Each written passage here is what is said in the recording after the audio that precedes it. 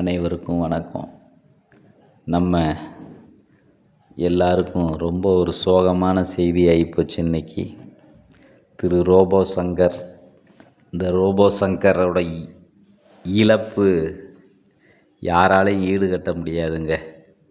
அந்த குடும்பத்துக்கு பேரிழப்பு. அவரோட ஆத்மா சாந்தி அடைய நம்ம இறைவனை வேண்டிக்கிடுவோம். யார் இந்த ரோபோ சங்கர் அப்படிங்கிறத நம்ம பார்க்கலாம். எப்படி இந்த இடத்துக்கு வந்தார் அப்படிங்கிறதையும் பார்க்கலாம்.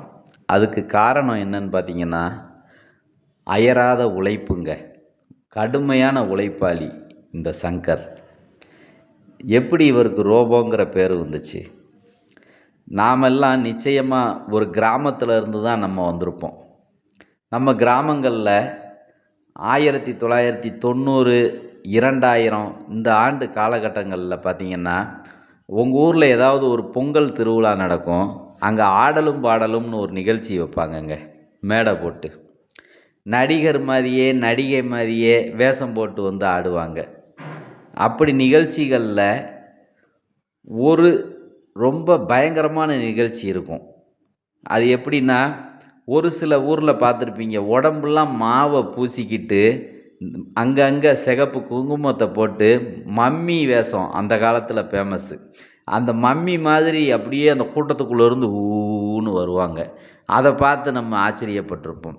அதே மாதிரி சில கிராமங்களில் பார்த்துருப்பீங்க, 1-2 பாம்புகளை கொண்டு வந்திருப்பாங்க. அந்த பாம்புகளை கொண்டு வந்து உடம்புலெல்லாம் ஊற விட்டுக்கிட்டு அப்படி சில ஆச்சரியமான நிகழ்ச்சிகள் நடத்துவாங்க. இன்னும் சில ஊர்களில் நெருப்பை வாயில் எண்ணெயை ஊதி அந்த நெருப்பு ஒரு பெரிய அது ஒரு சாகச நிகழ்ச்சி நடத்துவாங்க. அப்படி தாங்க நம்ம சங்கர் தேர்ந்தெடுத்தது ரோபோ டான்ஸ். அவர் உடல் கட்டுக்கோப்பான அந்த உடலுங்க. பயிற்சி செஞ்சு இவர் நிறைய ஆணழகன் பட்டங்கள்லாம் வாங்கியிருக்கிறாரு.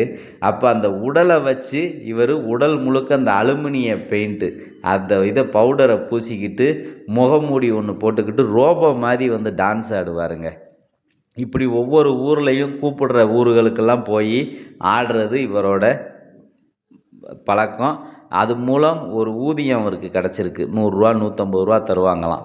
அதை வாங்கி அப்படியே தன்னோட வாழ்க்கையை ஓட்டிக்கிட்டு இருந்தவர் ஒரு கட்டத்தில் விஜய் டிவியில் ஒரு வாய்ப்பு கிடச்சிருக்கு. ஏன்னா இவர் பன்முகத்தன்மை கொண்ட மனிதன்.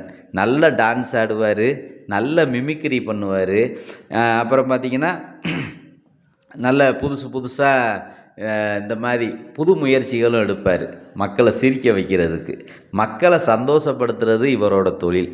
அப்போ விஜய் டிவியில் கிடச்ச உடனே அன்னைக்கு வந்த மனிதர்கள் தான் சிவகார்த்திகேயன், மதுரை முத்து, ஈரோடு மகேஷ்.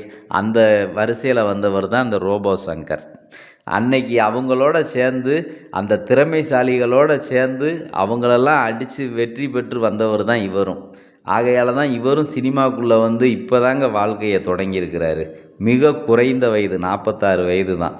ஆனால் இவர் இந்த விஜய் டிவிக்குள்ளே வரவும், இவரோட நல்ல வருமானங்கள் வர ஆரம்பிக்கவும், வெளிநாடுகளுக்கு வெளி ஊர்களுக்கெல்லாம் நிறைய நிகழ்ச்சிக்கு போக போக நல்லா குடிக்க ஆரம்பிச்சிருக்காருங்க. மது தான் இவர் வாழ்க்கைக்கே யமனாக மாறிடுச்சு. ஏன்னா இவர் குடும்பம் நல்ல அழகான குடும்பம், அழகான வாழ்க்கை. ஆனால் அது கிடைக்கிறதுக்கு முன்னாடி இவர் இந்த மதுவுக்கு அடிமையாகிட்டார். அப்படி மதுவுக்கு அடிமையானவர் சரியான முறையில் சாப்பிடாம, சரியாக நல்லா தூங்காமல், கடின உழைப்பு, அப்படியே ட்ராவலிங்கில் தான் இருப்பாராம் எப்போவுமே. அந்த அளவுக்கு வாய்ப்புகள் இவரை தேடி வர ஆரம்பிச்சிது.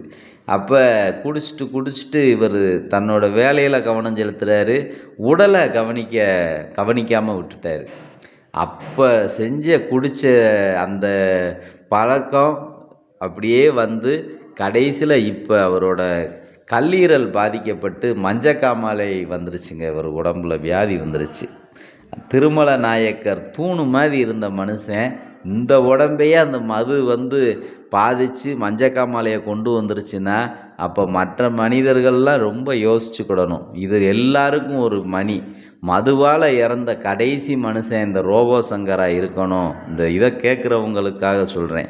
அப்படி ஒரு இது பார்த்துக்கோங்க. இவ்வளோ பாடி பில்டிங்காக இருக்க இவரையே இந்த மது இந்த மாதிரி பண்ணிருச்சுன்னா நம்மெல்லாம் சாதாரண உடம்பு தாங்க. நம்மளை நம்பியும் குடும்பங்கள் இருக்குது. இன்றைக்கி ரோபோ சங்கரோட குடும்பத்துக்காக நம்ம அனுதாபப்படுறோம். உங்களுக்கும் மது குடிக்கிற பழக்கம் இருந்ததுன்னா அதை இதோட கொஞ்சம் கொஞ்சமாக குறைச்சிக்கோங்க. ஏன்னா டக்குன்னு நீங்கள் நிறுத்திடுங்க அப்படின்னு சொல்ல மாட்டேன். கொஞ்சம் கொஞ்சமாக குறைங்க. மது அப்படிங்கிற அந்த அரக்கனுக்கு நல்ல மனிதனும் தெரியாது, நல்ல குடும்பங்களை பற்றியும் தெரியாது, அழிக்க மட்டும்தான் தெரியும்.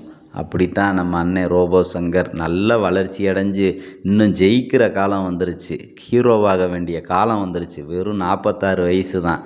ஆனால் மஞ்சக்காமாலை தன் உயிரை இன்னைக்கு விட்டுருக்கிறாரு. அண்ணனோட ஆத்மா சாந்தி அடைய இறைவனை வேண்டிக்கிடுறேன்.